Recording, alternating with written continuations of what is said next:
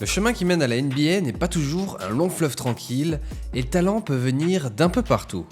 Même si les superstars sont souvent sélectionnés dans les premiers choix de la draft, bien qu'on ait là aussi quelques exceptions, on peut trouver beaucoup d'excellents joueurs et de bons role-players à n'importe quelle position de la draft. Mais malgré ça, chaque année, il y a beaucoup de joueurs qui n'entendent même pas leur nom appelé par Adam Silver le soir de la draft. Et c'est déjà dur pour n'importe quel joueur de se faire une place pérenne dans cette ligue, mais c'est un véritable parcours du combattant de réussir à s'en faire une lorsque vous n'êtes même pas drafté. Et encore plus pour devenir un joueur majeur de la ligue, un All-Star. Dans toute l'histoire de la NBA, il y a eu 442 joueurs qui ont été sélectionnés pour participer à un All-Star Game, et même si l'événement en lui-même n'est plus vraiment le moment préféré des fans, une sélection pour y participer reste un honneur et un bel accomplissement qui appuient leur statut de meilleur joueur de la ligue. Il n'y a pas de chiffre officiel, mais j'ai trouvé plusieurs sources qui donnent une approximation d'environ 4600 joueurs qui auraient foulé les parquets NBA depuis la création de la ligue. Ce qui veut dire que de tous les joueurs qui ont joué en NBA, avec 442 qui ont été sélectionnés All-Star Game, ça fait seulement 9,6% d'entre eux qui ont été All-Star, la crème de la crème du basket mondial. Et sur ces 442 joueurs, seulement 5 ont été sélectionnés sans avoir été draftés, soit seulement 1,13%.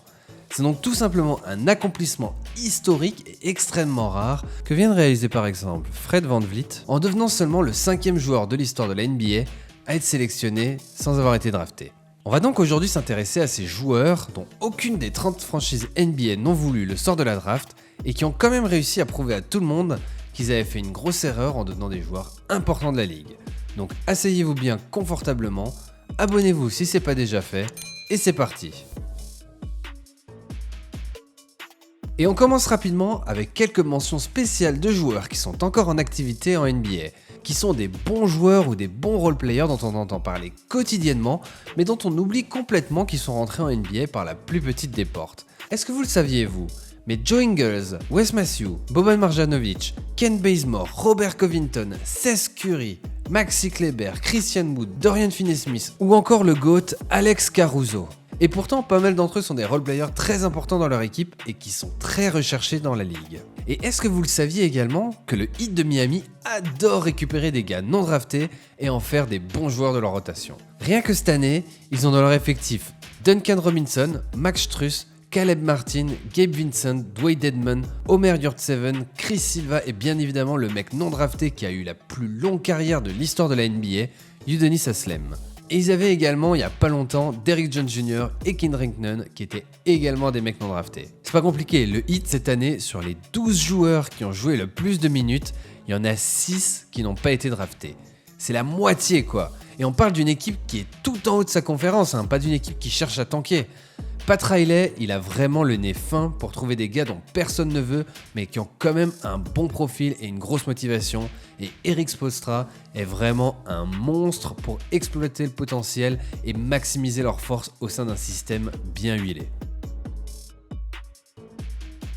Et commençons bien évidemment avec le joueur le plus actuel de cette liste, puisqu'il est devenu All-Star pour la première fois de sa carrière cette année, le joueur des Toronto Raptors, Fred VanVleet. Après avoir passé un cursus universitaire de 4 ans à l'université d'État de Wichita, il n'est pas sélectionné lors de la draft 2016. Il signe tout de même un contrat avec les Toronto Raptors, mais passe plus de temps avec l'équipe de G-League la première année qu'avec l'équipe NBA. Il ne score d'ailleurs que 2,8 points par match lors de son année rookie. Il s'améliore l'année suivante, puis encore l'année d'après en devenant un 6e homme intéressant à 10,9 points par match. On aurait presque pu le ranger dans la catégorie des très bons role-players, mais un événement particulier va venir changer le cours de sa carrière. C'est lors des playoffs de 2019, en finale de conférence contre les Bucks, que tout va changer. Il est alors en grande difficulté puisqu'il tourne à seulement 4 points avec des pourcentages au tir horribles dont un très vilain 20% à 3 points. C'est alors que sa femme va donner naissance à son premier enfant, ce qui va complètement le métamorphoser. Sa confiance et son niveau de jeu vont être décuplés et il va tourner pour le reste des playoffs à 15 points de moyenne par match en shootant à 53% à 3 points. Il jouera un rôle primordial dans la conquête du titre des Raptors cette année-là. Et on aurait pu penser que c'était seulement un épiphénomène durant les playoffs, mais depuis sa progression est exponentielle. Il est passé de 10,9 points par match la saison 2019 à 17,6 en 2020, puis 19,6 en 2021. Aujourd'hui, il est le franchise player d'une surprenante équipe des Raptors qui assure une bonne transition depuis le départ de leur cadre et il tourne en 21,5 points, 4,7 rebonds et 7 passes décisives par match et mérite entièrement sa sélection pour l'All-Star Game. La première pour un joueur non drafté depuis Ben Wallace dont on risque de reparler en fin de vidéo.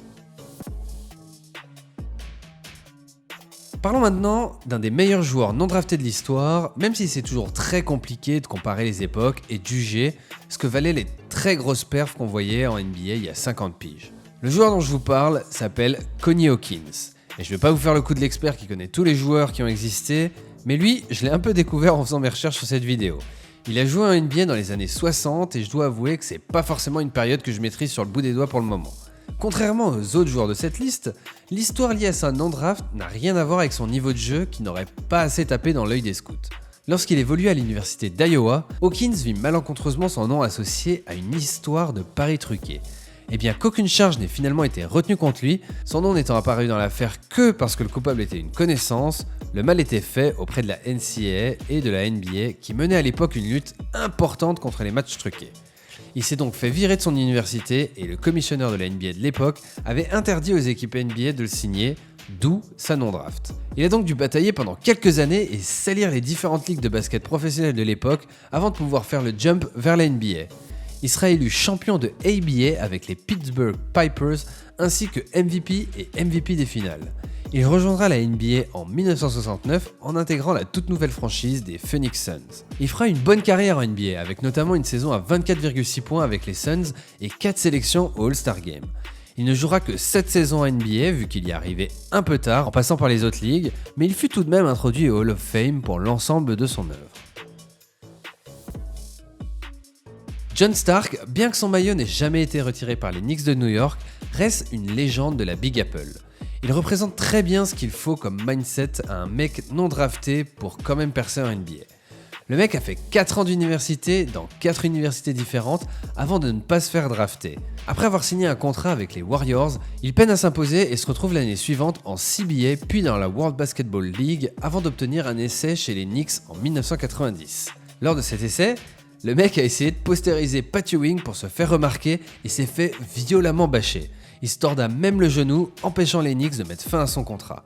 Lorsqu'il revient de sa blessure, il eut le droit à une deuxième chance de prouver sa valeur suite à la blessure d'un autre coéquipier. Et il va vite s'imposer comme l'un des principaux lieutenants de Pat Ewing et des Knicks des années 90 sous la houlette de Pat Riley, qui a peut-être pris son goût à ce moment-là des joueurs non draftés. John Stark était un chien enragé en défense, un joueur qui jouait toujours à 2000% et qui se battait tous les jours pour prouver qu'il avait sa place. C'était lui qui avait la lourde tâche de défendre sur Michael Jordan ou encore sur Reggie Miller, et il n'a jamais baissé les yeux une seule fois devant ces monstres plus talentueux que lui.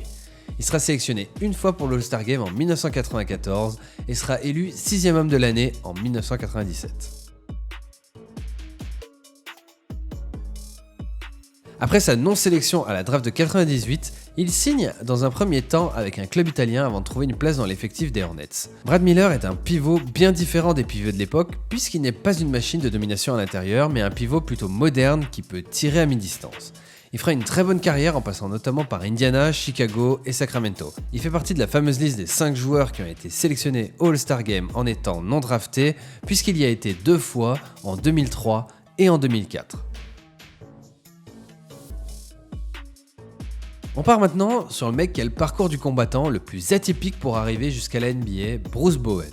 Il se présente à la draft de 1993 en sortant d'une toute petite fac et n'est pas drafté comme vous vous en doutez. Par contre, contrairement à la plupart des gars qu'on a cités, il va pas directement signer avec une équipe NBA. Il va se retrouver en France, au Havre, en Pro B, où il sera le meilleur joueur de la 2e division française. Il va évoluer en France en Pro B, puis en Pro A jusqu'en 1997, en faisant également 2 tentatives aux États-Unis dans la CBA sans trop de succès. C'est Miami qui va finalement lui donner sa chance en premier en 1997, mais Bowen est beaucoup blessé cette année-là et n'est pas conservé. Il passera ensuite par les Celtics et les Sixers, mais il peine beaucoup à se faire une place, car Bowen n'est pas du tout un grand joueur offensif. Par contre, c'est un excellent défenseur et c'est ça qui va lui permettre de petit à petit se faire une place, notamment lorsqu'il revient à Miami en 1999. Mais c'est véritablement lorsqu'il arrive aux Spurs de San Antonio que sa carrière va prendre un tournant et sa rencontre avec Greg Popovich qui va vraiment l'aider à débloquer tout son potentiel au sein du système Spurs. Il y deviendra le 3&D ultime, un défenseur élite sur les lignes extérieures capable de s'occuper du meilleur joueur adverse et un shooter à 40% derrière la ligne à 3 points. Il sera un role player ultra important pour entourer le Big Three composé de Tim Duncan, Manu Ginobili et Tony Parker. Et il remportera avec les Spurs 3 titres de champion NBA en 2003, 2005 et 2007. Il sera également élu 8 fois dans une All Defensive Team. Et ce parcours plutôt atypique fait que Bruce Bowen a vraiment fait décoller sa carrière lorsqu'il arrive aux Spurs alors qu'il avait déjà 30 ans. Ce qui est plutôt étonnant parce que la plupart des carrières commencent à décliner vers cet âge-là, mais lui, c'était l'inverse. Et enfin, pour finir, on va parler du meilleur joueur non drafté de tous les temps selon moi, un des meilleurs défenseurs de tous les temps, le joueur mythique des Pistons, Ben Wallace.